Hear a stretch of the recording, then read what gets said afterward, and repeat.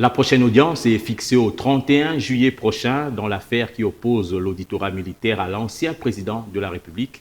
Vendredi, la Haute Cour militaire a ouvert un procès contre Joseph Kabila qui l'accuse de trahison, participation à un mouvement insurrectionnel, crime contre la paix et la sécurité de l'humanité, homicide intentionnel, viol, torture, déportation et occupation forcée de la ville de Goma. L'ouverture de ce procès intervient au moment où Kinshasa est en négociation avec l'AFC M23. Que cache ce procès? Est-il une quête de justice ou une manœuvre politique? Suivez.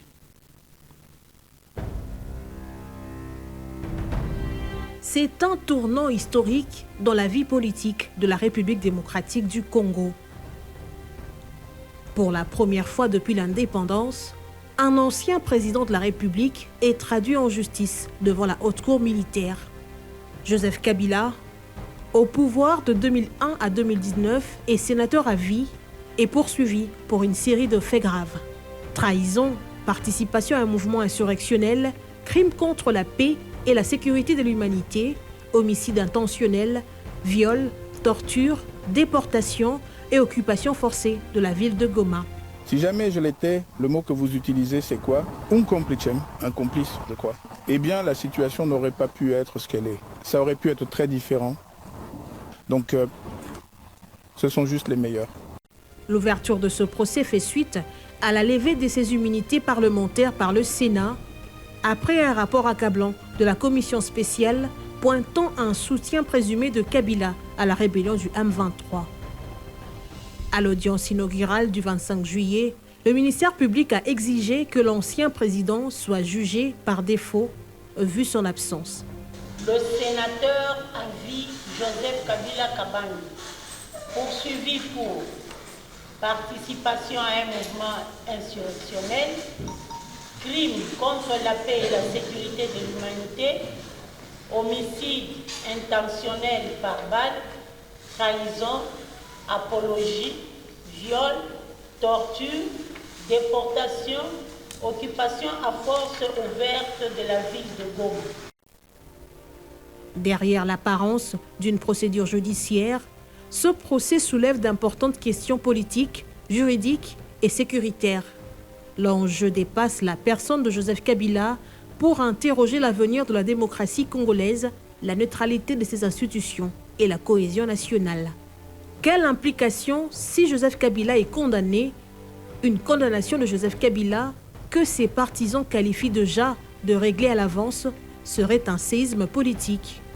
C'est un procès typiquement politique, à motivation politicienne, viciant toutes les règles de base en la matière. Il y a lieu de se poser des questions sur la volonté réelle des uns et des autres de pouvoir parler entre Congolais pour que nous sortions du bourbier dans lequel nous nous trouvons. Institutionnellement, cela créerait un précédent inédit en RDC, consacrant la possibilité de juger un ancien chef d'État pour des crimes de guerre et de haute trahison. Cela pourrait renforcer le principe de redevabilité d'un pays où l'impunité a longtemps prévalu. Politiquement, la condamnation pourrait affaiblir durablement le Front commun pour le Congo FCC, principal bloc d'opposition fondé par Kabila. Ça fait peur à ceux qui sont en train de nous diriger et qui veulent gérer les pays dans l'opacité et instrumentaliser la crise qui est à l'Est. Ce serait également une victoire symbolique pour le président Tshisekedi dans sa quête de centralisation du pouvoir, mais au prix des tensions accrues dans l'arène politique. L'UDPS ne peut jamais, en aucun cas, avoir peur d'un parti comme PPRD qui a signé les contrats avec les Rwandais, avec CNDP, avec AFC, pour tuer le peuple congolais. Sécuritairement, cela risque d'alimenter les frustrations au sein d'une partie des fidèles à Kabila, avec des répercussions potentielles dans un contexte où l'Est du pays est déjà instable. Le procès intervient dans un timing troublant, en pleine négociation de paix à Doha entre le gouvernement congolais, la coalition rebelle AFC M23. Une déclaration de principe a été signée récemment pour ouvrir la voie à une désescalade. Les proches de Kabila dénoncent un contretemps stratégique alors que le pays s'engage dans un processus de réconciliation et de dialogue avec les groupes armés l'État ouvre un front judiciaire contre une figure politique nationale soupçonnée d'avoir contribué à la crise. Le peuple congolais a besoin de l'unité, du dialogue, des réformes et non d'une victoire d'un camp contre l'autre. Les Congolais ont besoin de la paix. Cette décision ou ce procès du siècle va diluer toute chance de rapprochement des acteurs importants vers un consensus national. Il n'y aura plus de rapprochement. On peut tout simplement dire que cette décision politique est tout sauf un procès équilibré. Cette décision politique est tout sauf un procès équitable. Elle est tout sauf une justice indépendante et impartiale. C'est donc un procès, à mon avis, de la honte. Cela brouille le message de paix, disent-ils, et pourrait compromettre la dynamique de Doha, perçue comme une tentative fragile mais essentielle de pacification. Le parallélisme entre le procès Kabila et les négociations de Doha est saisissant. D'un côté, on tend la main aux rebelles, parfois auteurs de crimes documentés. De l'autre côté, on frappe un ancien président accusé d'en être le complice. Cette double dynamique pourrait être perçue comme une justice à géométrie variable, voire une justice sélective. Du côté du pouvoir, on insiste sur l'indépendance de la justice et sur la gravité des faits reprochés. Il est de notre devoir, en tant que ministère de la Justice, de conduire les avocats qui ont reçu le mandat de faire la constitution des partis civils pour le compte de la République. La justice va faire son travail en toute indépendance. La justice ne se négocie pas, elle ne dialogue pas, a martelé le vice-ministre de la Justice, Samuel Mbemba.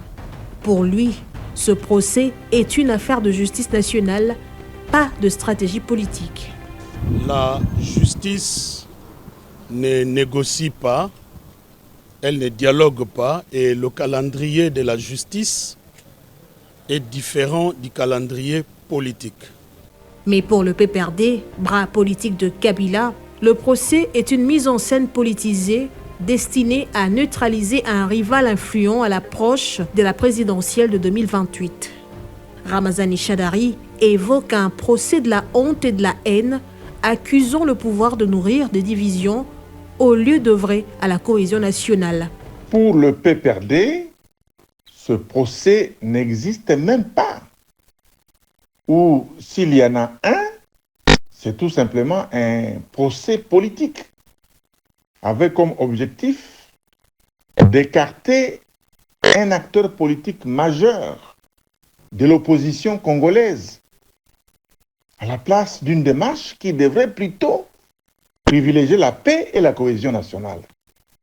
C'est donc pour nous une décision politique du régime en place et non un procès. Si le procès se poursuit sans garantie d'équité, il risque de polariser davantage une société congolaise déjà fragmentée. La justice, instrument fondamental de paix, pourrait alors se transformer en vecteur de discorde. Si en revanche, la procédure est menée dans la transparence, le respect des droits de la défense et la preuve irréfutable des charges, alors ce procès pourrait devenir un signal fort, celui d'un état de droit qui se consolide même au prix de juger ses plus puissants anciens dirigeants. Mais pour cela, encore faut-il que justice ne soit pas perçue comme un outil de pouvoir, mais comme une force au service du peuple congolais. Ce n'est qu'à cette condition que l'espoir né à Doha ne s'émuira pas en illusion. Le procès de Joseph Kabila est un moment charnière pour la RDC. Il peut être l'acte fondateur d'une justice indépendante ou celui d'un glissement vers un autoritarisme masqué sous le vernis juridique. Tout dépendra de la capacité des institutions à résister aux pressions, à garantir l'équité et à privilégier, malgré tout, l'intérêt supérieur de la paix.